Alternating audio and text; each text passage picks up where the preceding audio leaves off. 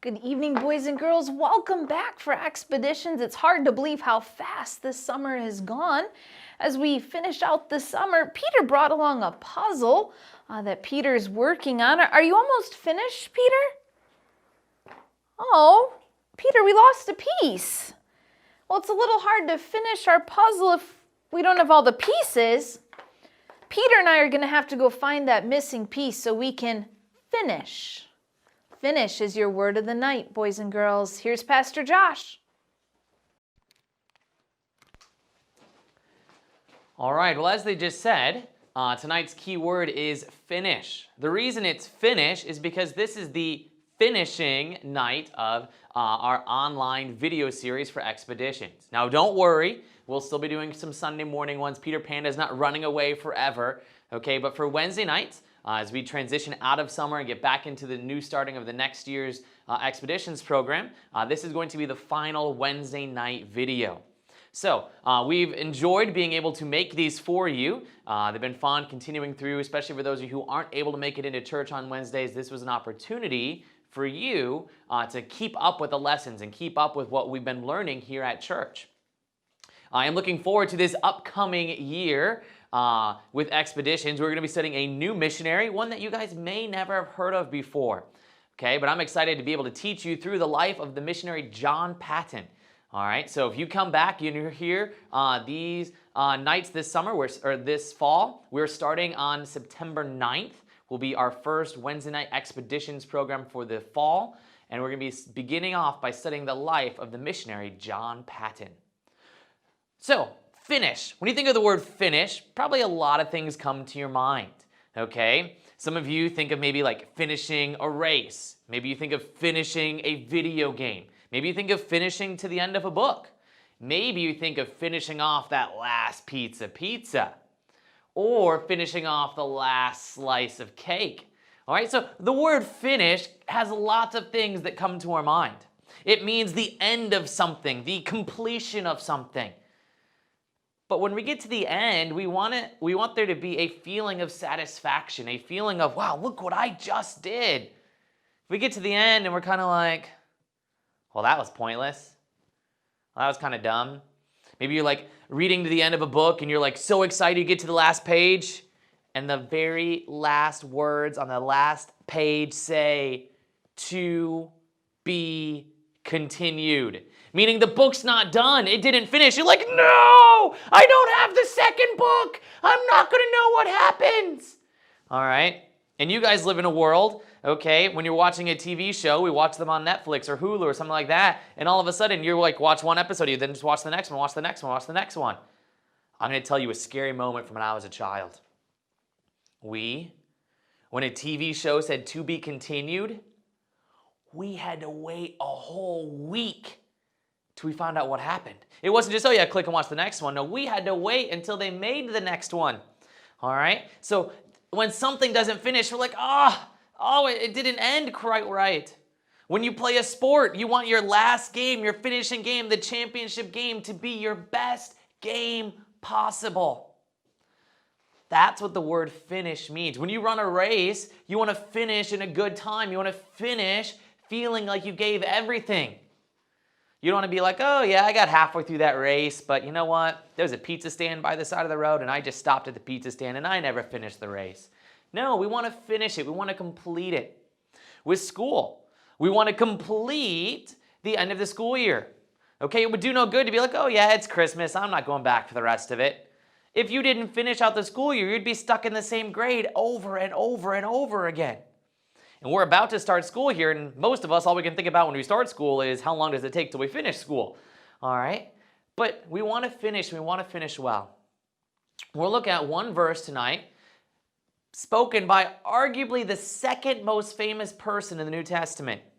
If you read the New Testament, you read through it, obviously the most famous person is Jesus Christ. The first 4 books of the New Testament, Matthew, Mark, Luke, and John, all tell us about the life of Jesus Christ. But if you were to think and try to figure out, okay, who's like the second most famous person in the New Testament? Who do we talk about the most? Well, it wouldn't take long to figure out that probably the guy who wrote most of the New Testament would be the second most famous. That would be a man by the name of Paul. the Apostle Paul, who was born named Saul, but had his name changed. His life had lots of dramatic turns. There was times when he thought his life was going to be over. But God continued to have a plan for him to continue to grow. You see, he was born into a family of wealthy people, and he was a religious scholar from a young age. He studied all about the Old Testament, all about the laws of God. He was so zealous, so excited for the Old Testament that when the Christians began preaching about Jesus Christ, he persecuted them. The Bible tells us in the book of Acts that as he was headed to the city of Damascus, Jesus Christ appeared to him in a shining light. It knocked him off his horse. And from that moment, Paul's life was going to dramatically change. He probably couldn't have seen what God was going to have for him, but he was willing to say, you know what, God? Whatever you have for me, I'm willing to do it. We continue reading through the book of Acts, and we see over and over again, there's times where Paul almost dies. People want to kill him. He almost dies in a shipwreck. He is stoned, okay? He had rocks thrown at him, okay? And yet, he lived through it all. God had a purpose, and he was not finished with Paul yet. That night when he was shipwrecked, he said, it's okay, Paul. You will meet me. You will serve me. You will go before the emperor, the leader of the Roman Empire. You will stand before Caesar. Paul had a specific purpose. As Paul got to the end of his life, though, he looked back over everything that had happened. Much had changed. Remember, he started off as a Jewish scholar persecuting the church, and now he's the leader of the church, telling thousands about Jesus Christ.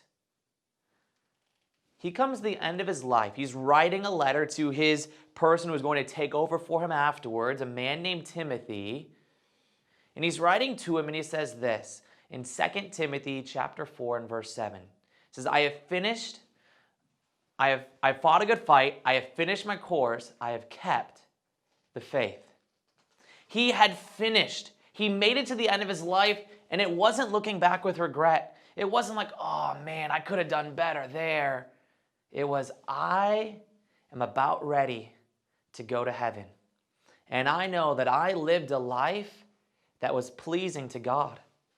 When Jesus Christ was here on this earth, he told us as Christians that the number one thing that we can hear when we get to heaven is God to look at us and say, well done, thou good and faithful servant. That's the highest praise, that we have finished, we have completed what God has us here to do. You guys are almost finished with summer.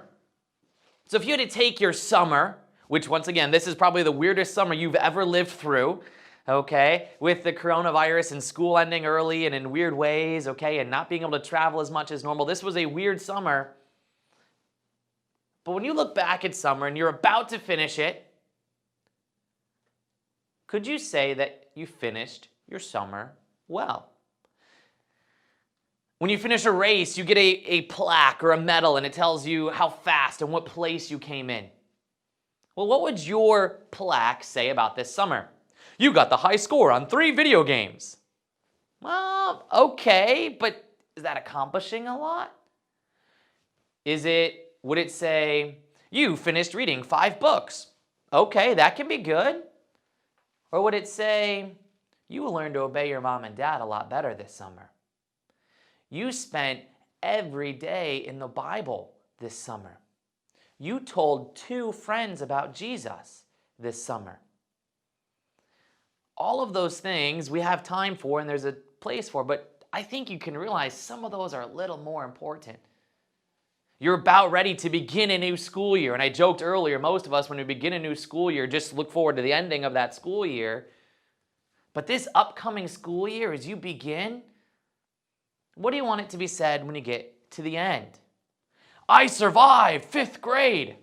Okay, that's probably a good thing. It is a good thing that you survived, but when you finish it, will it be, I finished it with the best grades I've had yet? Or, I finished it and I made new friends this year. I finished it and I memorized this many verses of the Bible this year. What's your end goal? What are you going to finish with where there's a feeling of accomplishment? When we come to the end of anything, as we're coming to the end of expeditions for the year, I want you to think through, what could I say that I have finished, that I have accomplished for God this year? How have I grown this year? And that will be a way to